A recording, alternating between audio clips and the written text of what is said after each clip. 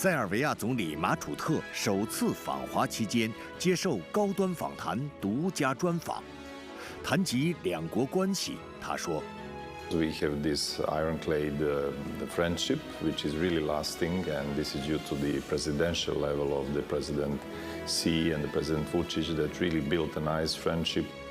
关于中国“15+5”规划，他表示 We are looking forward on the Chinese development that is really influencing us and giving some additional spirit to us to continue like you are.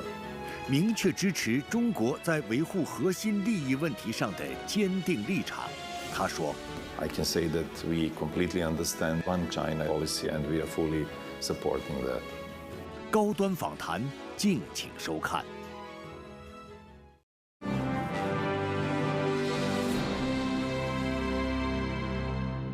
关注国际焦点，洞察世界风云。大家好，欢迎收看本期高端访谈，我是王冠。 今天我们对话的嘉宾是塞尔维亚总理久罗马楚特。从医学专家到国家管理者，这样的经历塑造了他怎样的执政理念？首次访华，他带着怎样的合作蓝图？又如何解读新时代中塞命运共同体？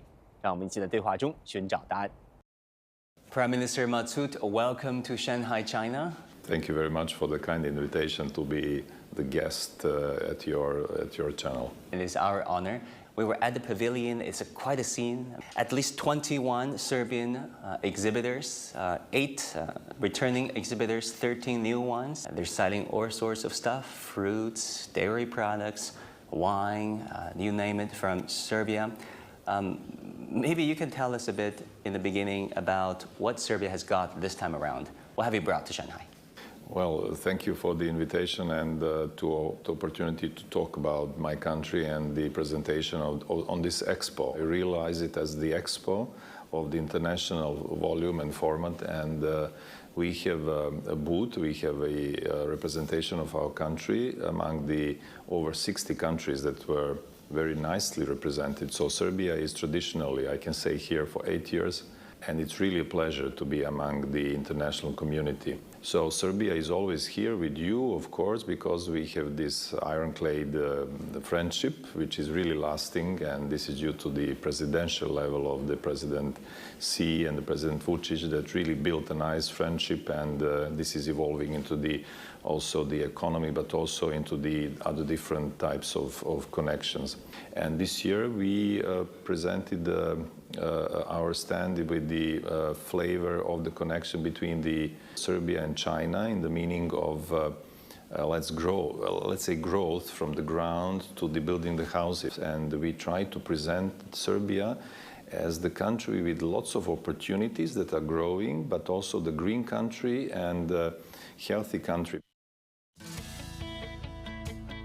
11月5日，塞尔维亚总理马楚特出席第8届进博会塞尔维亚国家馆开馆仪式，化身推荐官为家乡好物站台。从舌尖的共鸣到市场的交融，塞尔维亚连续8年深耕进博会，而中国也始终以开放包容的姿态，热忱迎接每一位新老朋友。 Ironclad brothership is what's describing our relationship, brotherly relations in Chinese, 塞铁. Mr. Prime Minister, what do you think explains the emotional connections of our two peoples? I believe so. I mean, this is recognition, and this is the presentation of what is the reality. So we have really deep connections, and this went into the past. Of course, we are celebrating 70 years of the friendship between the two nations, but even more. I mean, this increased into the real relations in economy, but also in other parts of the, let's say, social life and our everyday life. And we really realize that China is supporting us in that, and also on the right side that we really understand and very emotionally recognizing and thanking to the very soon, let's say, gifts from you at the very beginning of the pandemic of COVID, with the first airplane that came to us with a huge amount of aid, with our president very emotionally reacting. So these are the real things that you show to someone if you really feel, if you are thankful and recognizing that. So on the other side, our help to you, to the earthquake or to other, I mean, the friends are supporting in different ways, and I can expect that in the future we could also be on each side. I mean, we can back ourselves in different ways.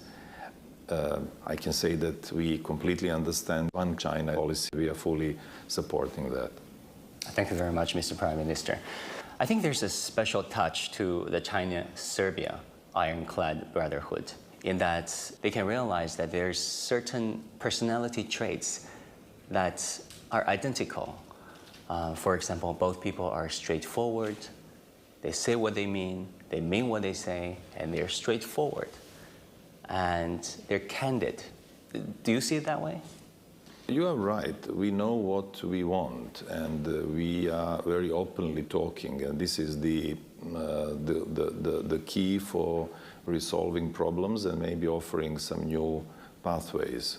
So to be very open and very honest, this is the very, how can I say, the value that is the inside us value. So we really all like to show this. Now, you went to Shanghai Jiao Tong University.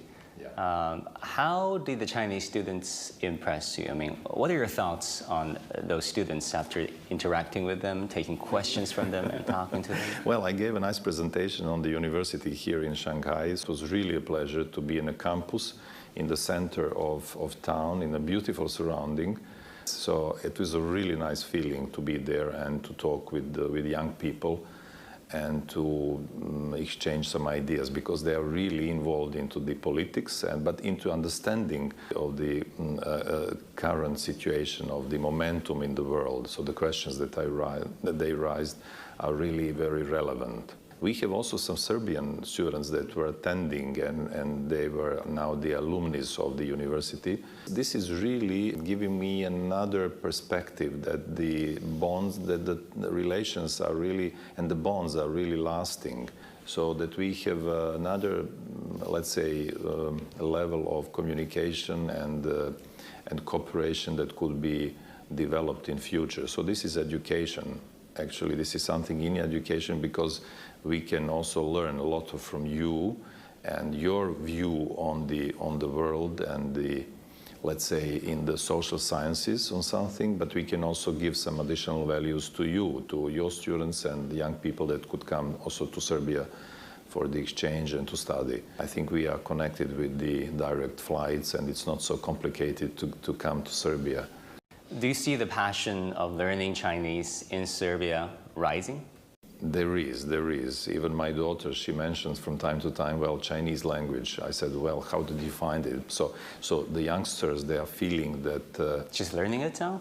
She realized that maybe, Chinese could be an opportunity to learn. So this is the conclusion from the young generation. So they realize that China is offering an additional value to them for their futures. So this is my how can I say, conclusion after coming to Shanghai. Then how did you like Shanghai? How did China impress you? I can see the town, which is that is fastly growing. This is actually the expression of the growth of the China at large. So I was really fascinated about the outlook of the country, and how much China achieved in just a few decades. And if you have a very, how can I say, a wisdom like leaders, as you had, you can, and you show that you can change the face of the country in just, let's say, 4 decades. We are looking forward on the Chinese development that is really influencing us and giving some additional spirit to us to continue like you are. There was a scene that really touched many of us. That was when President Xi Jinping went to Serbia last year. You guys give him a magnificent welcome.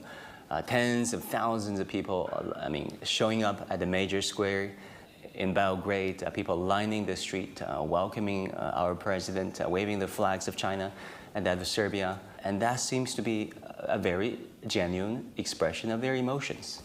Yes, you are right. So we are really feeling exceptional relation with Chinese people, and this presentation to President Xi is really something that we do not very often show to someone.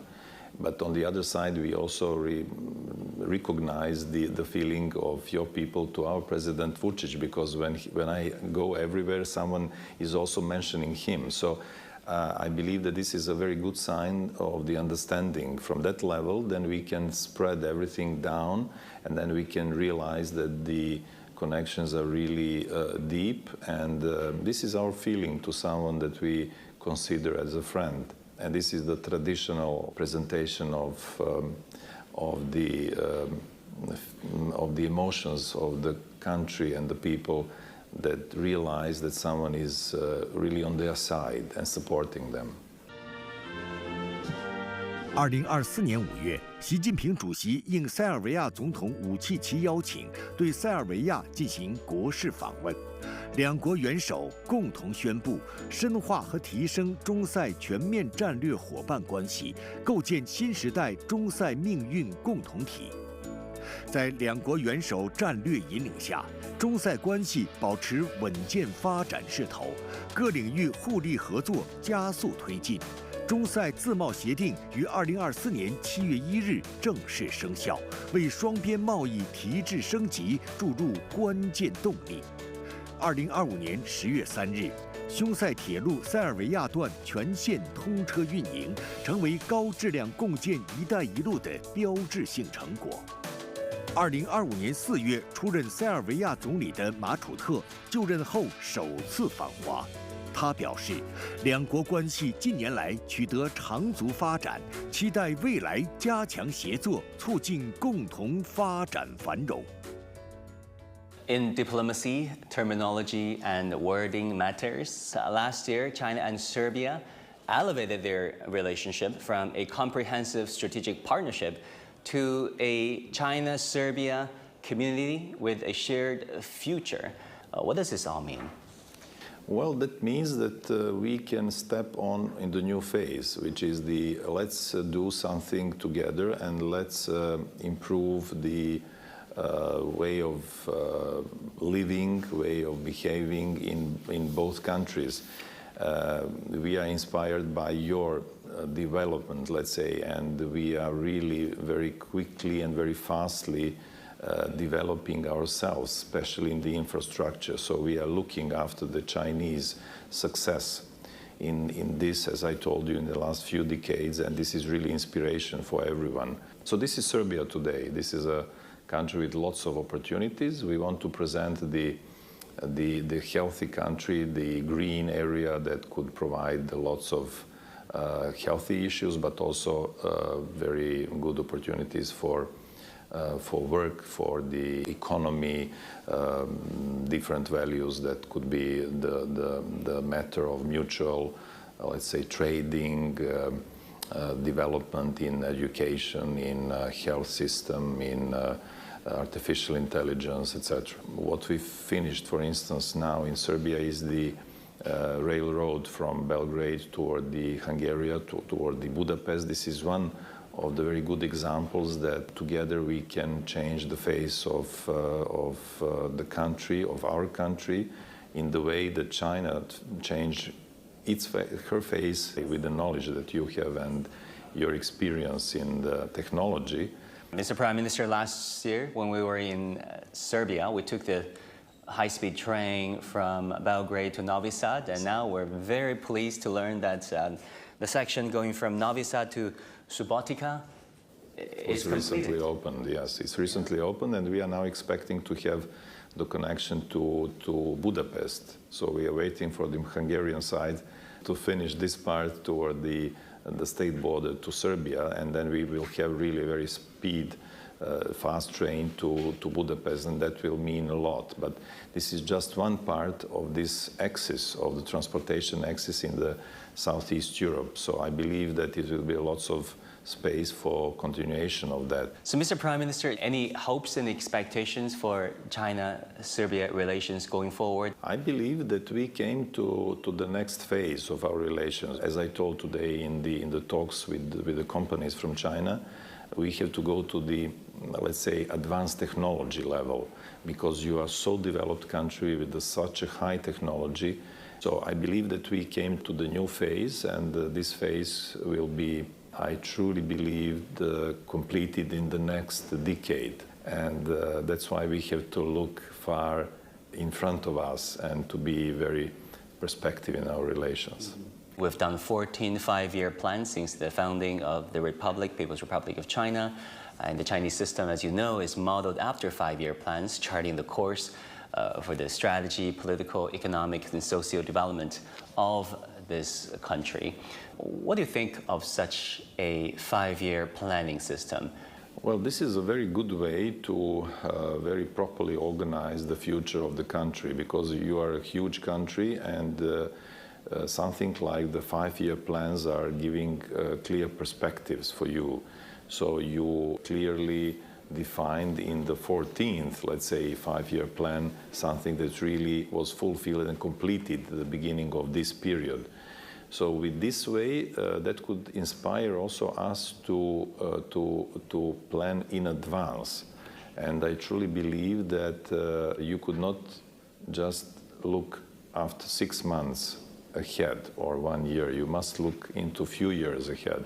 I think your approach, the five-year approach, which is the original approach at this moment in the world, I truly believe this long-lasting strategy was mirrored on this very efficient, very quick development, which could be achieved only in this way, and especially in such a big country as China is. President Xi's 4 global initiatives, Global Development Initiative, Global Security Initiative, Global Civilization Initiative, and most recently this year, the Global Governance Initiative. How do you see the value of these Chinese approaches in shaping a more balanced and inclusive and sustainable multilateral future? Your policy of the global governance of the global community and global relations is something that is really an additional value to the Charter of the United Nations, I can say. This is a very good adaptation of the global world. So this type of balancing, as these proposals are coming from the presidency, the global governance, meaning that we have to hear all the countries. We have to recognize the global south, let's say, and to fit that to their needs, to the possibilities that are coming from the, let's say, developed countries, and how they could share the common future in sharing the human wealth, economic wealth, or the governance wealth. So, Mr. Prime Minister, talking about the CIIE and the Hongqiao Forum, this is their flagship report, the World Openness Index, World Openness Report 2025. This report finds that the World Openness Index kept declining for many years on end. It's about 5 to 6% lower than the 2008 level. It's still lower than the 2019 level. Have you got a chance to take a look at this? What are your thoughts on this trend?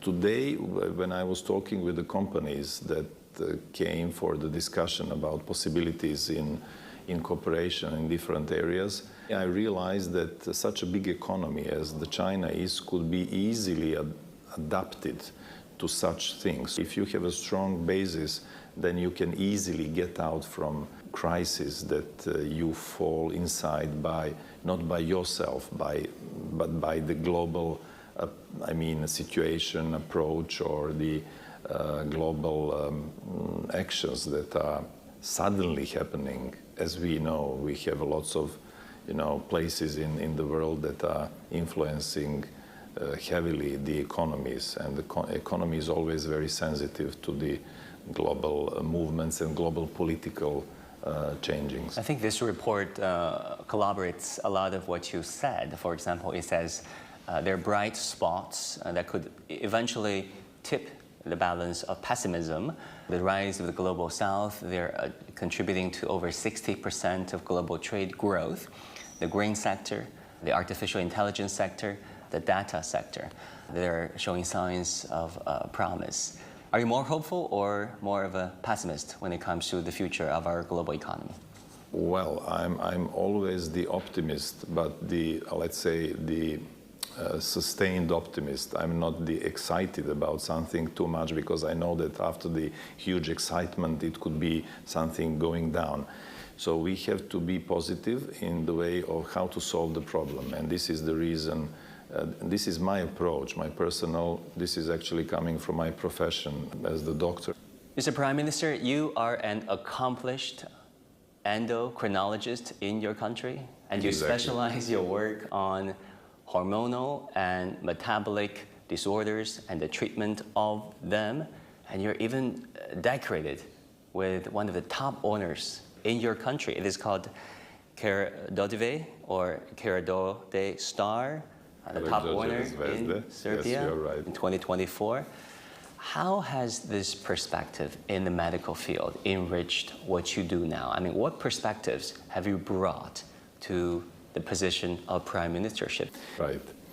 As the doctor, as the medical specialist, you have to be always very observed about your patients, about the people with whom you are talking and to whom you have to deliver some diagnosis and some therapies. You have always to analyze that and to very carefully find the right target and to monitor the outcome. And so that's why we have to be careful and clever and to be a little bit of the wisdom what will happen in future. So diagnose and treat. Exactly. And my now colleagues in the new surrounding, which is the government of Serbia, to give the best of themselves for their country.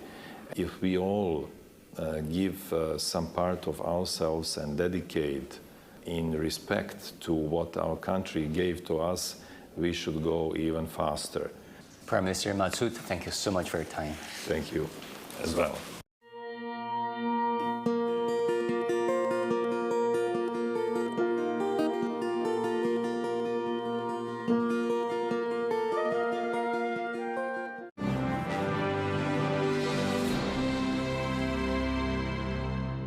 从进博会的田园风情展馆到匈塞铁路塞尔维亚段全线通车运营，从塞尔维亚年轻人间的汉语热到新兴领域的探索合作，通过马楚特总理的专访，人们读懂了中塞友谊的核心是患难与共的相互支撑，是互利共赢的务实合作，更是着眼长远的携手同行。